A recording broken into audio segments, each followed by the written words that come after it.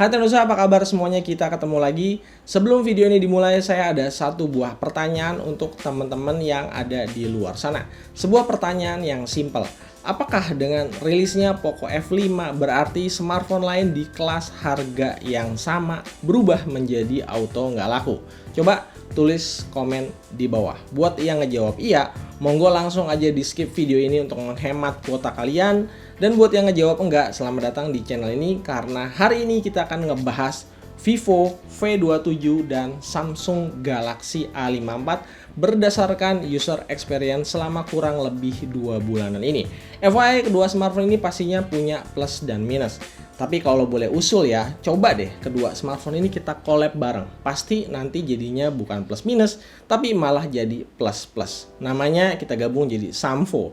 Gabungan nama Samsung dan juga Vivo. Ya udah, nggak usah pakai lama, langsung aja kita let's go.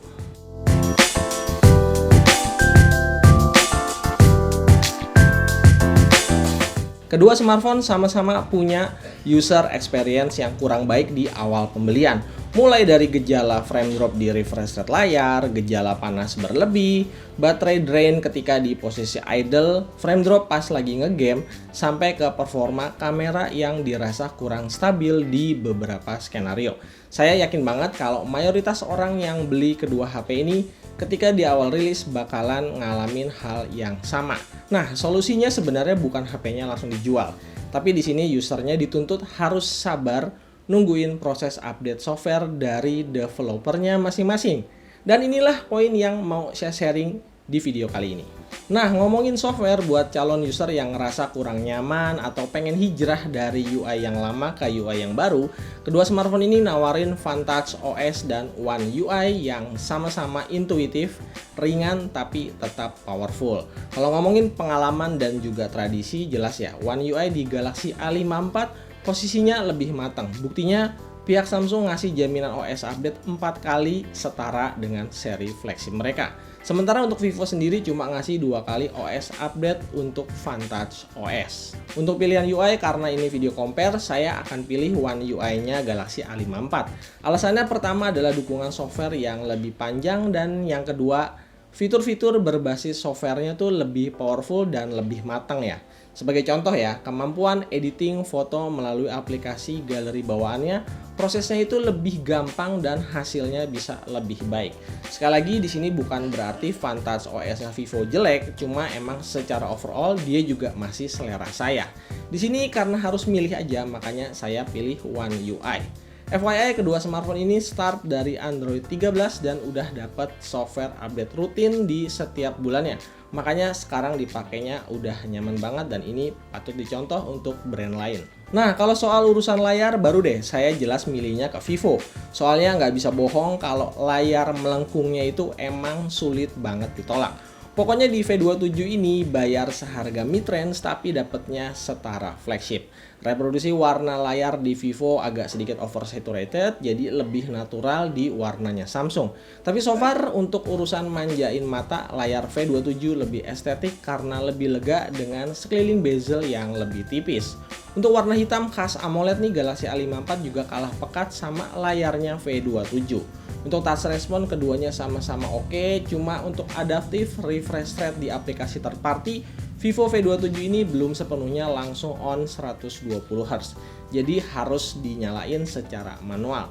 Kalau di Galaxy A54 dia bisa langsung jalan secara otomatis. Untuk bahasa desain, selera saya kembali harus milih V27 karena lebih kerasa premium di semua sisi.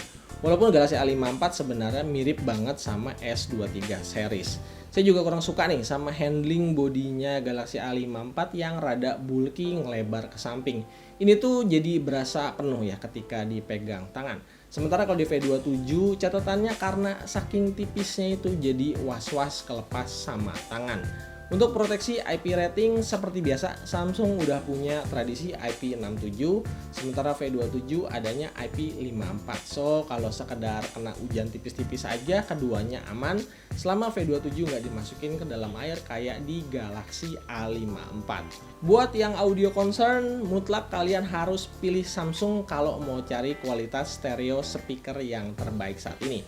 Soalnya V27 speakernya cuma satu doang. Tapi kalau ngomongin urusan baterai, Saya harus putar balik lagi ke V27, soalnya langsung dapat charger 80 watt, sementara kalau di Samsung chargernya goib. Udah gitu, selisih baterai 400 mAh nggak bikin V27 lebih boros daripada Galaxy A54. Dengan pola pemakaian yang kurang lebih sama, rata-rata SOT keduanya cuma selisih 30 menitan. V27 bisa tembus 7 jam lebih sedikit dan A54 bisa dapat nyaris 7 jam. Angka segini didapat dengan catatan ngegame dengan intensitas yang tipis-tipis aja, nggak sampai berjam-jam nonstop. Untuk general user, urusan chipset mungkin nggak akan terlalu kerasa bedanya. Tapi kalau masuk ke wilayah performa mesin, saya harus pilih Dimensity 7200-nya Vivo dibanding Exynos 1380-nya Samsung. Pertama, secara raw power V27 lebih bertenaga dengan skor Antutu, selisihnya cukup banyak di 100.000 poin.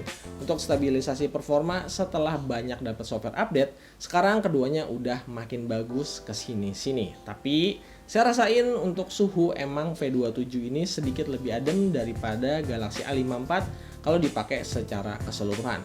Ini bisa jadi andil fabrikasi chipset Dimensity 7200 yang lebih modern 4 nanometer.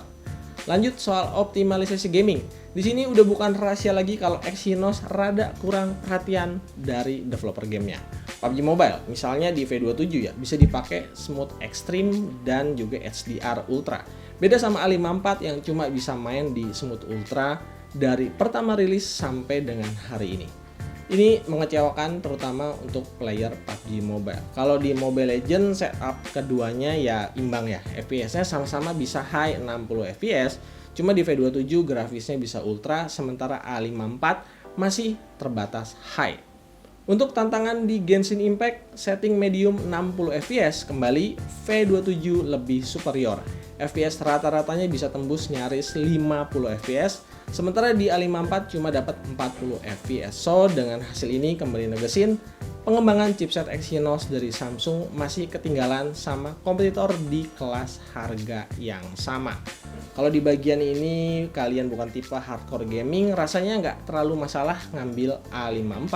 Tapi kalau sebaliknya, ada baiknya kalian ambil V27 aja. Vivo V27 dan Galaxy A54 sama-sama mid-ranger yang coba menggoda calon user dengan performa kamera ala flagship dengan jualan utamanya Sony IMX766 dengan OIS. Soal software, kameranya ada catatan penting. Mode Pro nih, di Galaxy A54 bisa dipakai untuk video recording dengan pengaturan yang lengkap banget. Sementara kalau di V27, mode Pro-nya bisa untuk foto aja. Selama ngerekam video, Galaxy A54 punya kemampuan berpindah-pindah antar lensa dari kamera depan dan kamera belakang selama di resolusi 30 fps. Kalau di V27 cuma bisa pindah dari kamera utama ke ultrawide aja. Resolusi maksimalnya sama-sama 4K 30 fps baik kamera depan maupun di kamera belakang. Khusus di V27, kamera depannya lebih superior karena dia punya autofocus. Soal hasil kamera dari pengalaman saya, keduanya sama-sama bisa perform dengan cukup baik di semua skenario. Yang bikin beda itu di tuningan brand masing-masing ya. Nantinya akan merujuk sama selera calon usernya.